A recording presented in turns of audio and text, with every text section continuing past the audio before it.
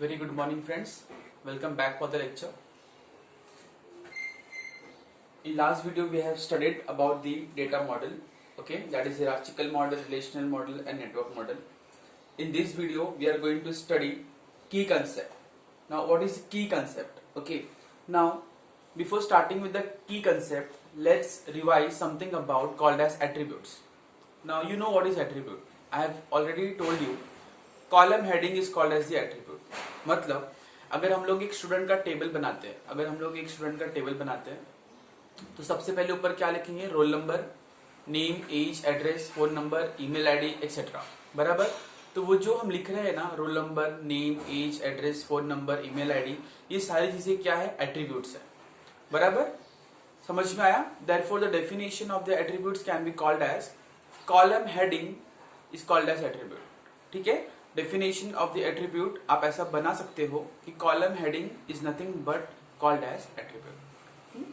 Now what is the meaning of primary key, unique key, super key and candidate key, and what is the key concept? अभी key concept में basically होता क्या है कि जो भी टेबल है, जो भी हमारा टेबल है, चाहे वो स्टूडेंट का टेबल हो, चाहे वो बैंक का टेबल हो, चाहे वो कस्टमर का टेबल हो, कोई भी तरीके का टेबल हो, उसमें है ना ये कीज होने जरूरी है. बराबर. इसमें से कोई भी एक की उसके अंदर होना जरूरी है. क्यों जरूरी है? To identify the table uniquely. What I am saying, to identify the table uniquely. इसका मतलब क्या है? Actually to avoid the data redundancy. Data redundancy को अवॉइड करने के लिए उसमें की डालना बहुत जरूरी है. Now what is the meaning of data redundancy? मतलब डुप्लीकेशन ऑफ डेटा. बराबर ना. अगर टेबल के अंदर डुप्लीकेट वैल्यूज रहेंगे, यानी कि एक ही वैल्यू एक से ज्यादा जगह पे एंटर किया गया है, तो मेरा टेबल इनकंसिस्टेंट होगा, डायरेक्टली लीडिंग टू मेरा जो डेटाबेस है वो भी इनकंसिस्टेंट होगा. बराबर. सो कंसिस्टेंसी मेंटेन करने के लिए मुझे क्या करना पड़ता है? मुझे वो टेबल में की कंसेप्ट यूज करना पड़ता है. तो की यूज करने की वजह से क्या होता है कि जो भी मेरा टेबल है ना, उसमें जो भी वैल्यूज है वो सारी की सारी डिस्टिंग्विशेबल है. डिस्टिंग्विशेबल मतलब वो एक दूसरे से डिफरेंशिएबल है, उसमें कोई भी वैल्यू रिपीट नहीं होगी. ठीक है. अभी मैं आपको एक सिंपल कंसेप्ट में सिखाता हूं कि एक्चुअली मेरा बोलने का मतलब क्या है with the help of the primary की. चलो अभी एक टेबल लेते हैं हम लोग. इस टेबल का नाम देते हैं स्टूडेंट टेबल. इस टेबल का नाम देते हैं स्टूडेंट टेबल. अभी स्टूडेंट टेबल में बहुत सारे कॉलम हो सकते हैं with respect to the student, but will take simple example. Will take roll number, will take name,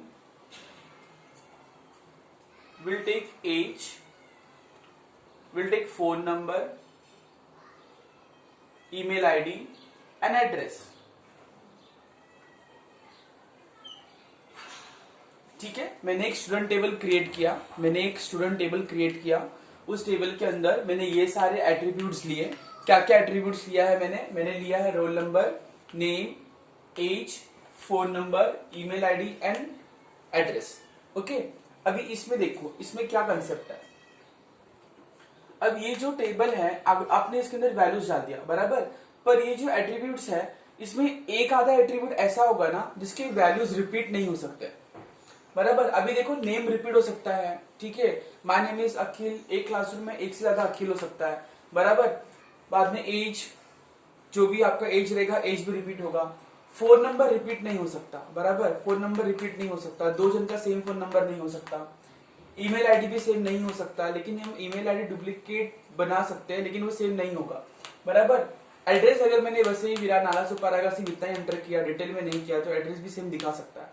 इसको अगर हमने फर्दर स्प्लिट किया, street number, building number, area, location, तो वो मैच नहीं करेगा, लेकिन सिंपल एड्रेस लिखा रहेंगे तो वो मैच कर सकता है. बराबर. तो ये जो टेबल है, अगर ये टेबल आप ध्यान से देखोगे तो इसके अंदर जो रोल नंबर है, रोल नंबर ऐसी चीज है कि एक ही क्लासरूम के अंदर दो बच्चे का सेम रोल नंबर नहीं हो सकता. Therefore, I will call this roll number as primary key. Okay, I will call this roll number as a primary key. Why I am calling roll number as a primary key? Because roll number will never repeat. यानी two child in the particular classroom cannot have the same roll number.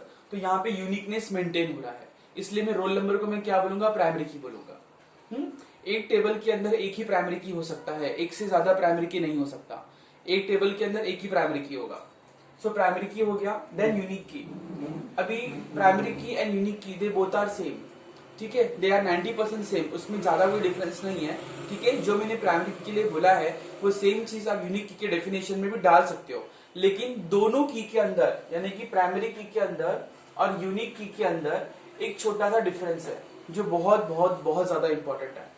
Primary की का जो difference है that is it will not allow null values. ठीक है, और unique key में आएगा it will allow null values, it will allow null values. You got it? देखो ध्यान से, मैंने क्या लिखा प्राइमरी की और यूनिक की के अंदर जो मेन डेफिनेशन है वो सेम है, तो मैंने वो नहीं लिखा है कि primary key and unique key they both are used to distinguish the given attributes, okay, to maintain the uniqueness in the attributes. लेकिन what is the exact difference between the primary key and unique key? It will not allow null values और यहाँ पे लिखा है it will allow null values, बराबर। अब इसका meaning क्या है? null values का मतलब क्या होता है? empty values। null values का मतलब क्या होता है? empty values। अभी primary key will not allow null values, यानी कि एक आधा एट्रीब्यूट को मैंने जिसको भी प्राइमरी की बोला है उसके अंदर हम लोग नल वैल्यूज को अलाउ नहीं करेगा, उसमें वो नल वैल्यूज को अलाउ नहीं करेगा। इसका मतलब क्या है? अगर मैंने रोल नंबर को प्राइमरी की बोला है तो रोल नंबर में एक भी वैल्यू खाली नहीं होनी चाहिए, यानी कि समझो यहाँ पे 10 स्टूडेंट्स है और मैंने रोल नंबर सिर्फ 9 लोग को दिया है, बराबर, एक को भूल गया या 2 को भूल गया तो वो नहीं चलेगा, बिकॉज यहाँ पर एक भी स्पेस एम्प्टी नहीं होना चाहिए, all 10 spaces will be occupied. That is the meaning of it will not allow null values. यानी अगर रोल नंबर को मैंने प्राइमरी की बनाया और यहाँ पे 10 बच्चों का इंफॉर्मेशन है तो मुझे यहाँ पे 10 रोल नंबर दिखने ही चाहिए, you don't have any other option, बराबर। वेयर एज यूनिक की, अगर मैंने किसी भी एक को इसमें से यूनिक की बनाया और उसमें एक आधा कॉलम एक आधा रो अगर मैं फिल करना भूल गया या मैंने नहीं भरा तो भी चलेगा, डेटाबेस इनकंसिस्टेंट नहीं दिखाएगा, बराबर। तो ये जो डेफिनेशन है, ये डेफिनेशन के हिसाब से मैं रोल नंबर को प्राइमरी की रोल नंबर को यूनिक की नहीं बना सकता। मैं रोल नंबर को यूनिक की क्यों नहीं बना सकता? क्योंकि क्लासरूम में जो भी बच्चा रहेगा उसका रोल नंबर तो होगा ही ना, बिना रोल नंबर के वो बच्चा तो हो नहीं सकता, इसीलिए मैं रोल नंबर को यूनिक की नहीं बना सकता, मुझे उसको प्राइमरी की ही बनाना पड़ेगा, बिकॉज हर एक बच्चे का एक रोल नंबर होना जरूरी है, बराबर। अब नेक्स्ट पॉइंट क्या है, मैं नेम को भी नहीं बना सकता, नाम भी होना चाहिए। यहाँ पे क्या ऐसा है जिसको मैं यूनिक की बना सकता हूँ? अगर आप ध्यान से देखोगे, ठीक है, तो फोन नंबर या ईमेल आईडी इसको मैं यूनिक की बना सकता हूँ, बराबर। बहुत जगह पे ऐसे होता है कि भाई फोन नंबर नहीं है तो ईमेल आईडी दे दो, बराबर, ईमेल आईडी नहीं है तो फोन नंबर दे दो, बराबर। तो ये केस में मैं ईमेल आईडी को मैं यूनिक की बना सकता हूँ। अगर मैंने ईमेल आईडी को यूनिक की बनाया और एक आधा बच्चे का एंट्री करते वक्त एक आधा ईमेल आईडी मैंने नहीं एंट्री किया, बराबर, तो भी चलेगा, वो कुछ भी एरर नहीं दिखाएगा, क्योंकि यूनिक की यही खास बात है। अगर आपने किसी भी कॉलम को यूनिक की बनाया तो उसके अंदर एक आध वैल्यू आपने एम्प्टी रखा तो भी चलेगा, नो इश्यू। लेकिन प्राइमरी की खास बात क्या है, अगर आपने किसी भी एट्रीब्यूट को, ठीक है, प्राइमरी की बनाया तो उसमें जो भी जितने भी वैल्यूज रहेंगे आपको सारी की सारी एंट्री करनी पड़ेगी, आप उसको खाली नहीं छोड़ सकते। This is the main difference between the primary key and the unique key. That's why I have written it will not allow null values and it will allow null values. Okay, so this was primary key and unique key. Now super key and candidate key. अभी अगर आप ध्यान से देखोगे तो ये जो table है, स्टूडेंट टेबल है, जिसमें एट्रीब्यूट्स है roll number, name, age, phone number, email ID और एड्रेस, इसके अंदर में एक ही कॉलम को प्राइमरी की या फिर यूनिक की बना सकता हूँ, बराबर। 2 कॉलम को एक साथ कंबाइन करके नहीं बना सकता। मतलब कभी कभी ऐसा होता है, ऐसे टेबल होते हैं जहाँ पे एक ही कॉलम को प्राइमरी की बनाना बहुत मुश्किल होता है, नहीं हो सकता, मुझे दो कॉलम को कंबाइन करना पड़ेगा यूनिकनेस मेंटेन करने के लिए, बराबर। अभी आपको ये समझ में नहीं आएगा, ठीक है, अगर आपको सिंपल तरीके से समझाना है तो मैं रोल नंबर हटा देता हूँ, ये रोल नंबर हटा देता हूँ, बराबर। अगर मैंने रोल नंबर हटा दिया तो क्या होगा पता है क्या? तो यहाँ पे यूनिकनेस मेंटेन करने के लिए मुझे 2 कॉलम को एक साथ कंबाइन करना पड़ेगा, बराबर। अभी आप कोई भी 2 कॉलम कंबाइन कर लो और वो 2 कॉलम कंबाइन करके आप एक की बनाओ, तो ये जो फैसिलिटी है ना कॉलम को कंबाइन करके की बनाने की, that facility is provided by super key and candidate की, which is not possible in primary key and unique की। ये जो एग्जांपल मैं भी आपको दे रहा हूँ ना, ये आपको क्लियरली नहीं समझ में आएगा, ठीक है, कि सर रोल नंबर तो रहता ही है ना, आपने रोल नंबर क्यों हटाया, लेकिन मैं एक एग्जांपल दे रहा हूँ कि रोल नंबर ना हो तो आपको जो एग्जैक्ट टेबल चाहिए ना, वो मैं आगे वाले एग्जांपल में आपको बताऊंगा। ऐसे टेबल भी होते हैं कि जिसके अंदर एक ही column is not sufficient to maintain the uniqueness. तो वो सिचुएशन में मुझे करना क्या है, अभी टेबल को कंसिस्टेंट रखने के लिए मुझे यूनिकनेस तो मेंटेन करना ही है, बराबर। बिना यूनिकनेस के क्या बोलते हैं, तो टेबल मेरा इनकंसिस्टेंट हो जाएगा, डुप्लीकेट वैल्यूज आ जाएंगे उसके अंदर। तो यूनिकनेस मेंटेन करने के लिए मुझे क्या करना होगा, मुझे एक से ज्यादा कॉलम को कंबाइन करना पड़ेगा और वो कंबाइन करके उसको एक की बनाना पड़ेगा, ठीक है, ताकि मेरा टेबल यूनिकनेस मेंटेन करे। लेकिन ऐसा करने की जो फैसिलिटी है वो प्राइमरी की और यूनिक की में पॉसिबल नहीं है। प्राइमरी की और यूनिक की में आप एक ही कॉलम को, एक ही एट्रीब्यूट को आइदर प्राइमरी की आइदर यूनिक की बना सकते हो। लेकिन अगर आपको कंबाइन करना है मोर देन वन एट्रीब्यूट, ठीक है, to form a single key, you can use super key and candidate key. I hope you are getting, okay.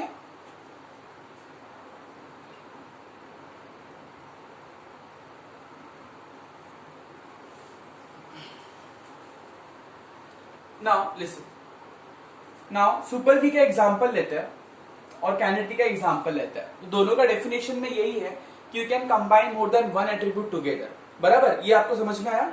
अब इसके बाद हम लोग देखते हैं सुपर की और कैंडिडेट की में डिफरेंस क्या है। तो आई right super key and candidate की।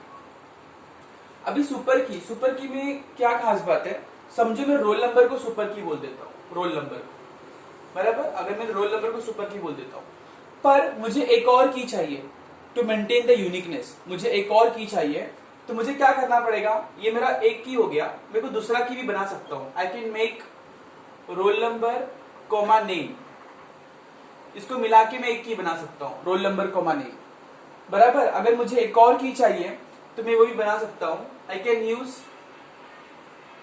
रोल नंबर कोमा एज, बराबर।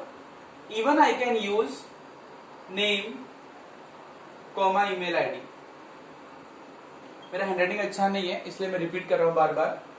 अगर समझो मैंने रोल नंबर को सुपर की बनाया, तो मैं रोल नंबर के साथ मेरे बाकी एट्रीब्यूट्स या फिर रोल नंबर को छोड़ के जो बचे हुए एट्रीब्यूट्स है उनको कंबाइन करके एक की बना सकता हूं। मैंने उसका एग्जांपल दिया है, roll number name, roll number comma age, name comma email ID. आप कोई भी कॉम्बिनेशन यूज करके उसका एक सुपर की बना सकते हो। अब एक कैंडिडेट की में क्या डिफरेंस है, कैंडिडेट की है, समझो मैंने रोल नंबर को कैंडिडेट की बोल दिया।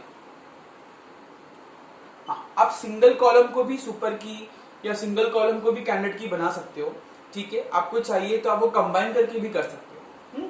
अभी देखो रोल नंबर हो गया, अभी मुझे वापस कैंडिडेट की चाहिए, तो मुझे क्या करना पड़ेगा, नेम कोमा एज। दिखा आपको मैंने क्या किया। हाँ, क्या डिफरेंस है पता है दोनों के अंदर। अगर मैंने एक आधा एट्रीब्यूट को सुपर की बोला ना, तो वो एट्रीब्यूट को आप बाकी एट्रीब्यूट के साथ कंबाइन करके दूसरा की भी बना सकते हो। लेकिन अगर मैंने एक आधा एट्रीब्यूट को कैंडिडेट की बनाया और आपको एक और कैंडिडेट की चाहिए, तो जिसको आपने कैंडिडेट की बोला है ना, वो छोड़कर आपको बाकी कॉम्बिनेशन अप्लाई करना पड़ेगा, आप उसको कंबाइन नहीं कर सकते। ये डिफरेंस है between super key and candidate की। समझ में आया आपको मैं क्या बोल रहा हूँ, सुपर की एंड कैंडिडेट की दोनों में क्या डिफरेंस है। अगर आपने किसी भी एट्रीब्यूट को सुपर की बोला तो आप उसका कॉम्बिनेशन बाकी एट्रीब्यूट्स के साथ कर सकते हो, जबकि कैंडिडेट की में ऐसा नहीं है। कैंडिडेट की में अगर आपने किसी भी एक को कैंडिडेट की बनाया, किसी भी एक को आपने कैंडिडेट की बनाया, तो उसकी कॉम्बिनेशन आप दूसरे के साथ नहीं कर सकते, आपको नया कॉम्बिनेशन यूज करना पड़ेगा। That is the difference between super key and candidate की। Okay, now next topic is foreign की।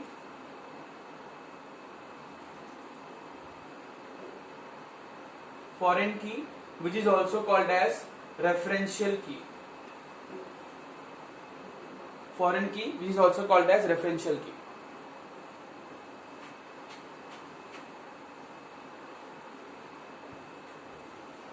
चलो,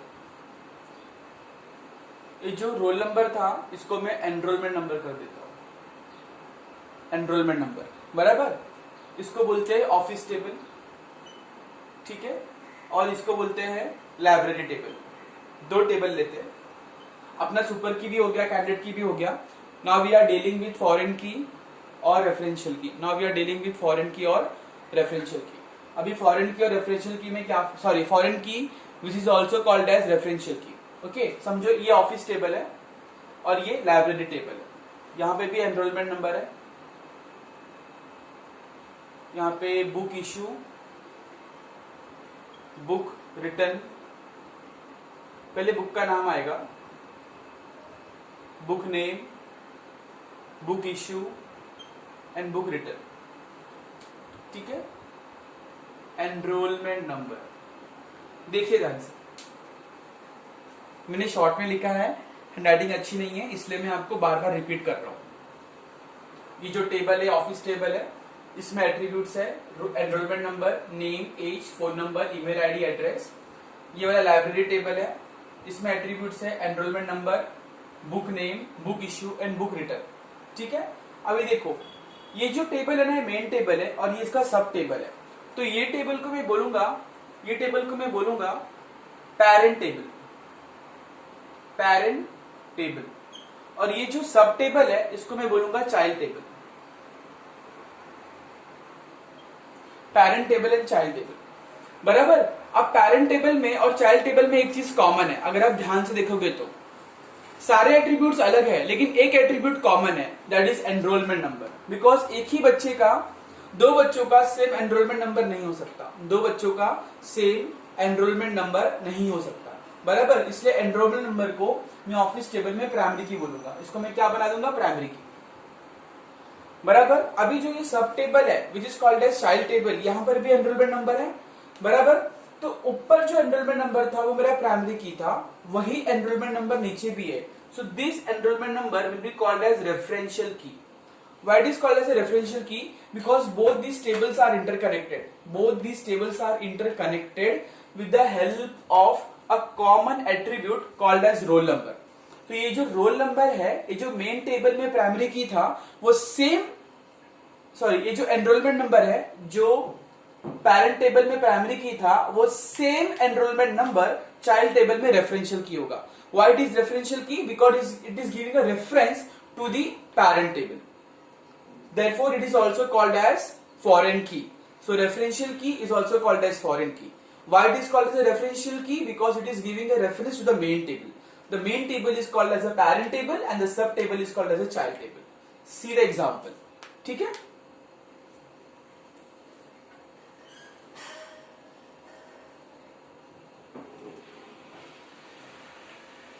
Okay. So, we have studied primary key, unique key, super की, कैंडिडेट की, रेफरेंशियल की एंड फॉरेन की।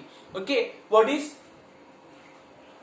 Is primary की? Primary की ये सारी की क्यों यूज करते हैं? यूनिकनेस मेंटेन करने के लिए यूज करते हैं। बराबर, टेबल में यूनिकनेस मेंटेन करने के लिए यूज करते हैं। प्राइमरी की एक ही एट्रीब्यूट को प्राइमरी की या फिर यूनिक की बना सकते हैं, दो एट्रीब्यूट को हम लोग प्राइमरी की नहीं बोल सकते। बराबर, एक टेबल में एक ही प्राइमरी की या फिर एक ही यूनिक की हो सकता है। प्राइमरी की मतलब किसको बनाते हैं प्राइमरी की? जिसकी डुप्लीकेट वैल्यूज होने की पॉसिबिलिटी नहीं है। Example, enrolment number, account number, customer ID, product ID, ये सारी चीजें प्राइमरी की में आती है। बराबर, यूनिक की में भी सेम है, दोनों सेम है, लेकिन दोनों में मेन डिफरेंस क्या है कि primary key does not allow null values. यानी एक आधा एट्रीब्यूट को आपने प्राइमरी की बोला तो उसकी जो वैल्यूज है वो आप एम्प्टी नहीं रख सकते, वेयरएज यूनिक की बोला तो उसके अंदर जो वैल्यूज है उसको आप एम्प्टी भी रख सकते हो। Then we have super key and candidate की। The facility of combining more than one attribute together is provided by super key and candidate key. बराबर, एक से ज्यादा एट्रीब्यूट को एक साथ कंबाइन करके आप एक की बना सकते हो। And this facility is provided by super key and candidate की। सुपर की में अगर आपने किसी भी एट्रीब्यूट को सुपर की बोला तो आप उसके साथ बाकी कॉम्बिनेशन भी ट्राई कर सकते हो, जबकि कैंडिडेट की में ऐसा नहीं है। कैंडिडेट की में अगर आपने किसी भी कैंडिडेट की बोला तो उसकी कॉम्बिनेशन आप नहीं कर सकते, आपको नया कॉम्बिनेशन ही लेना पड़ेगा। Okay, then we have foreign key and referential key. जहां पे फॉरेन की और रेफरेंशियल की का कंसेप्ट आएगा वहां पे parent table and child table ये मेंशन करना जरूरी है। Parent table is my main table and child table is a सब टेबल। पेरेंट टेबल में जो प्राइमरी की होगा वो सेम चीज चाइल्ड टेबल में will be called as a referential key, because it is giving a reference to the main table, that is parent table. Okay, so we are done for today's lecture. In next video lecture I will provide you with the information of ER model, then EER model, then weak entity set and strong entity set. Okay, and one more topic, database users, there are 4 types of database users, उसके बारे में हम लोग पढ़ेंगे. Okay, thank you class, thank you so much.